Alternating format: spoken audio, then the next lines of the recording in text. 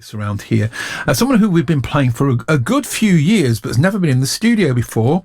We'll put that right now. It's Andrew Van Garrett. Good to have you here. Hello, Dean. How are you? I'm very well indeed, thank you. It's good to have you on board. And we've been playing you for so long. It's good to see you face to face. Yes, thanks. How did it all start out in music for you, Andrew? So I started playing the piano when I was 7. I was enticed to play the piano by my mum. She said, if I got to grade 4, I'll get you a guitar. So I got to grade 4 and I played guitar, and the piano went by the wayside. That's a strange way to entice you to play the piano, isn't it? To promise you a guitar. But the thing is, though, the piano is such a great start, though, because I still visualise music with the piano, you know. Okay, that's interesting. And then from there, we'll talk about your solo work and your new album and everything to do with that in a moment. But you were in a very notable band, weren't you? Well, we were signed to Atlantic Records, yeah. We're called No Hope in New Jersey. We had some play on MTV, Captain on Radio 1. Yeah, and we did a tour. It was really good fun for a couple of years. So what genre of music was that? It was like, we were always compared to Queens of the Stone Age and Nirvana, that sort of thing. So it was good fun, though. And why did the band split up? Well, that's the thing. So basically, Atlantic Records, the guy who signed us... Oh, I know where this is going already. He got headhunted a year or two later. Someone who replaced him, he wanted to bring his own staple in, and that's what happened. But it's not really sad, but what happened was that I sent him some demos of the next album, and he said, one of these tracks, that's going to be a hit. I thought, I've got a demo, and he likes it's going to be a hit.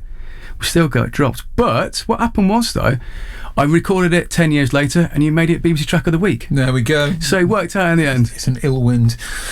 It's a story I hear so often that. Oh, really? In record labels, yeah, you have one champion that brings you in, and then they leave, and then it's difficult, isn't it? I suppose, really, and it happens more today than ever before. Oh wow, I didn't know if it's today, but yeah. No, it's a common story. So, how many albums have you made now? Well. What it was that I said in 2018 I did my first solo record called Work of Fiction, and I thought one of my biggest bands, I see the template for everyone, is the Beatles, and they did 12 albums in 7 years. So I thought, let's have a go at that.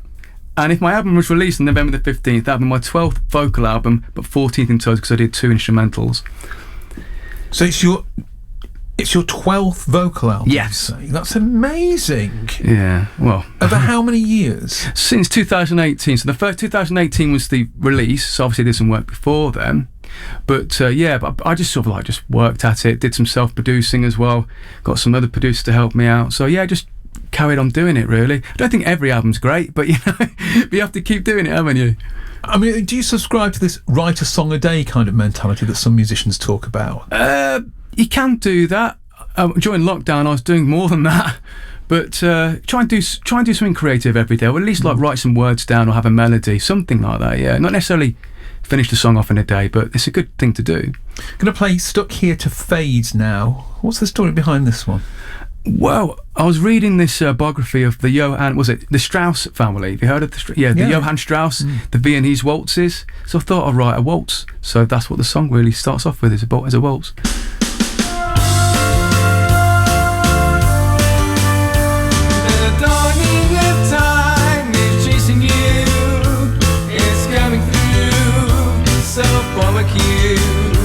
The trappings of walls surrounding me, no view to see, and can't be free.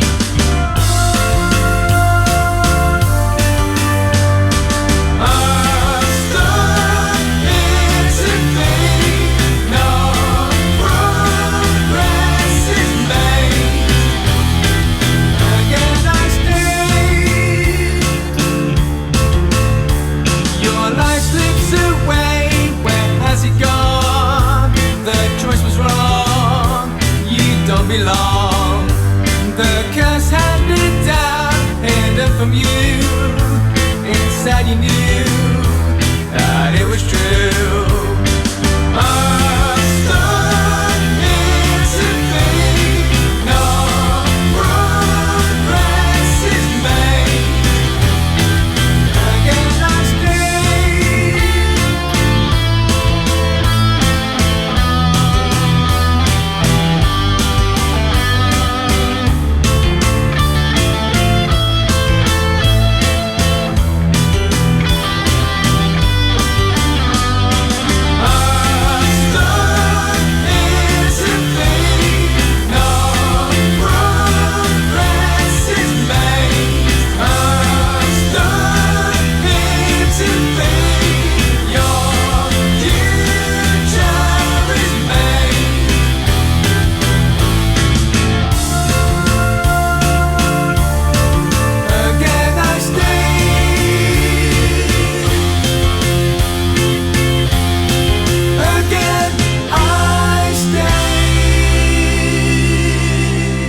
Here to Fade by Andrew Van Garrett from his upcoming album out on the 15th of November. The album's called Test World.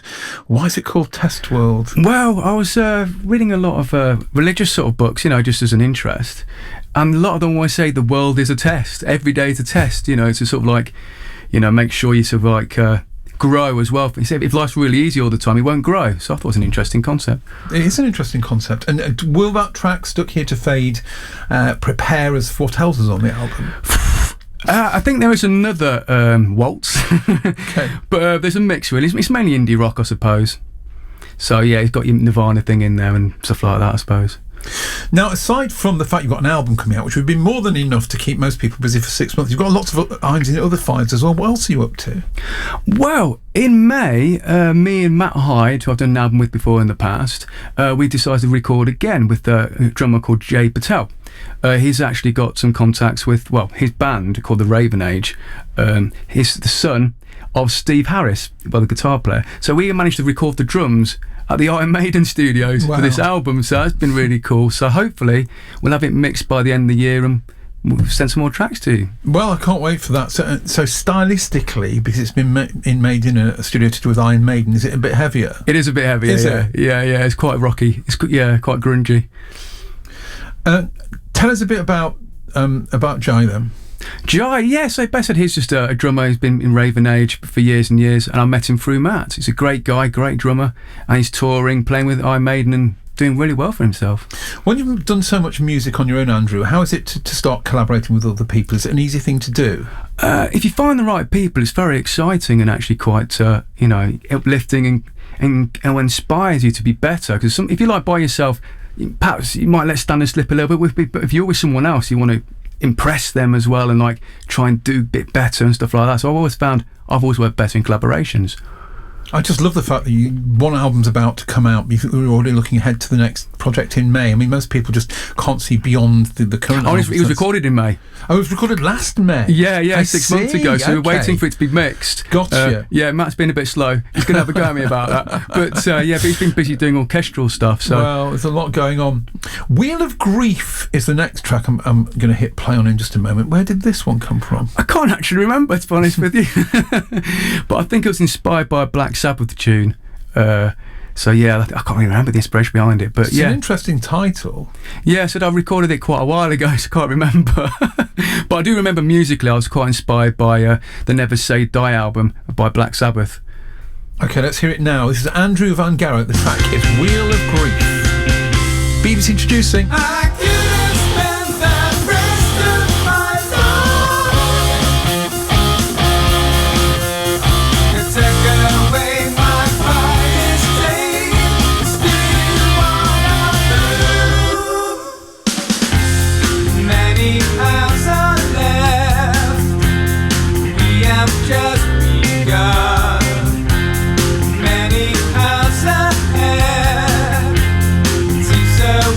The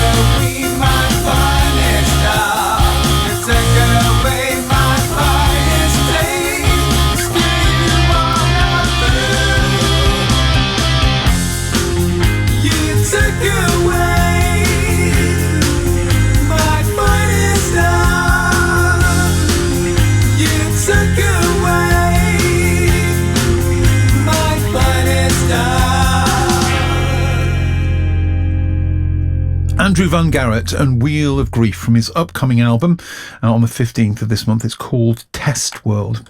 Who have you been listening to, Andrew? I love listening to music. You mentioned the Beatles being a really big influence, but there's a lot more going on there, isn't there? Well, recently I've been really enjoying The Planets by Holst. Oh. I absolutely, that first track, War, is unbelievable.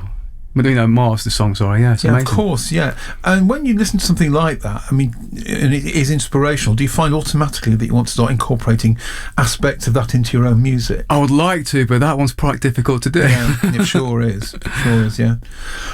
So, Test World, then, where do we get it? How can we order it? Where can we listen to it? And can it be pre-ordered now? Don't think it'll be pre-ordered now, but yes, it's on the 15th of November. Best place to start is andrewvangarrett.com.